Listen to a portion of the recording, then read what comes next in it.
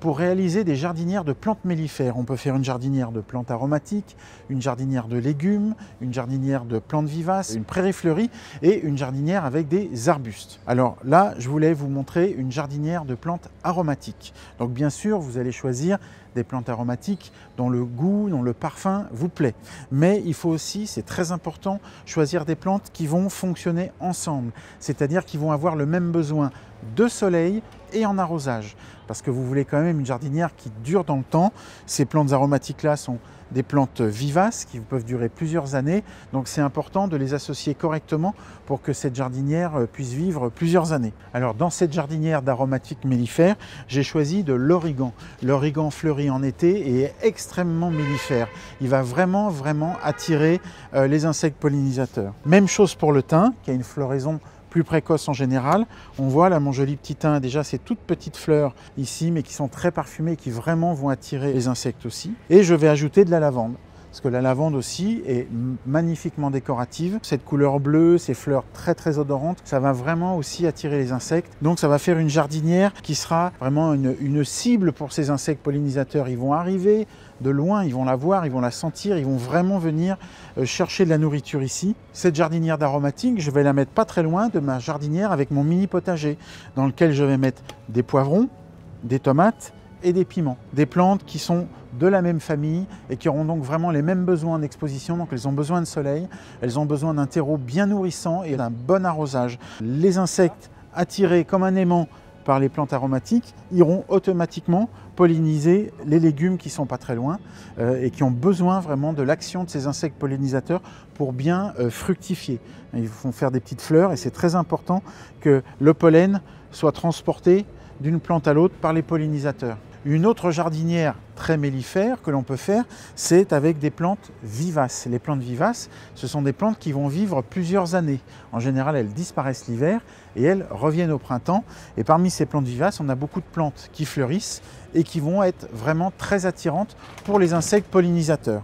Donc pour ma jardinière de plantes vivaces, j'ai choisi du pourpier, de l'agora, une petite gora, de l'échinops, ce grand chardon bleu. Et les plantes vivaces, en général, on les achète toutes petites comme ça et elles vont mettre 2-3 ans pour devenir adultes. Vous voyez par exemple une gora, quand ça se développe, ça commence à prendre pas mal d'importance. Celle-là doit avoir à peu près 2 ans, elle est déjà donc nettement plus importante. Là ici, c'est plutôt des plantes qui ont besoin de soleil, d'une terre bien riche et de nourriture. Et je complète avec des annuelles qui, elles aussi, donc, vont beaucoup fleurir cette année, vont combler l'espace, et elles aussi sont mellifères, et elles aussi ont les mêmes besoins en arrosage, en nutriments et en exposition.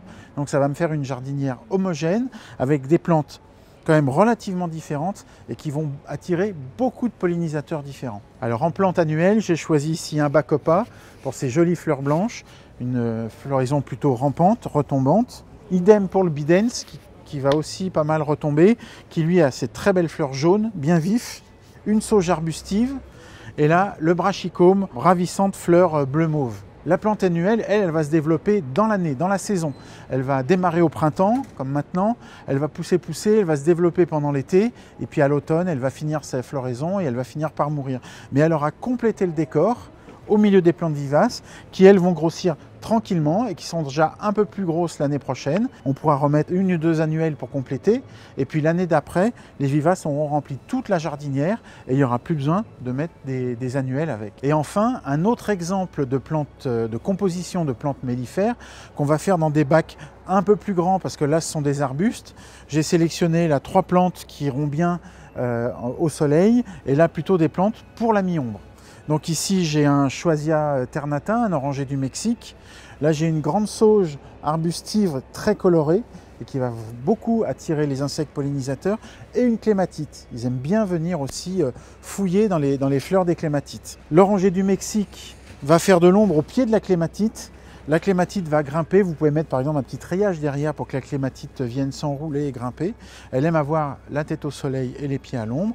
La sauge sur le devant en plein soleil, elle adore ça. Et l'oranger entre les deux. Et on va avoir des périodes de floraison différentes, c'est exactement ce qu'on veut, pour attirer un maximum d'insectes à des saisons différentes. Et puis toujours dans ce grand pot, ou dans cette grande jardinière, si j'ai plutôt un balcon ou une terrasse avec une zone ombragée, je vais plutôt mettre des plantes comme ça, le lierre, On a l'impression que le lierre, ça fleurit pas, mais si, le lierre fait des toutes petites fleurs légèrement jaunes et qui sont très attirantes pour les pollinisateurs. Donc c'est vraiment avoir du lierre pour attirer les pollinisateurs, c'est super important. Et pour avoir un peu de hauteur et une plante qui fleurit, j'ai mis un Boronia qui ressemble à une grande bruyère avec ses jolies clochettes fuchsia. Donc 2 exemples de jardinières pour des arbustes à mettre dans des grands bacs ou dans des grandes jardinières. Et puis, dernière idée, pour créer une jardinière de plantes mellifères, je vais prendre une grande jardinière comme celle-ci, un bon volume, et je vais semer dedans directement une prairie fleurie de plantes mellifères. Donc je vais avoir un magnifique décor cette année de plantes fleuries à différentes époques, avec des floraisons très variées. Il existe tout un tas de mélanges différents. Vous voyez ? Ça, c'est pour les abeilles. Celui-là va plutôt attirer les coccinelles. Ça, c'est un mélange pour les oiseaux. Ici, j'ai un mélange pour les papillons. Voilà, je choisis mon mélange où je peux prendre des fleurs simples comme la vipérine, le cosmos sulfureux, le coquelicot, la bourrache. Je vais juste semer dedans, dans la jardinière, et je vais me créer cette mini prairie sur un coin de mon balcon de plantes extrêmement mellifères. Donc là, c'est un semis qui n'est pas très conventionnel, on ne va pas éclaircir, on va semer plutôt dense, on va laisser lever, on va laisser se débrouiller et ça va créer vraiment une zone de prairie, un petit échantillon de prairie chez vous sur la terrasse. Donc vous l'avez compris, même en ville, même avec un petit espace, un petit balcon, un rebord de fenêtre, on peut arriver avec des tas de végétaux différents à attirer et à favoriser la biodiversité.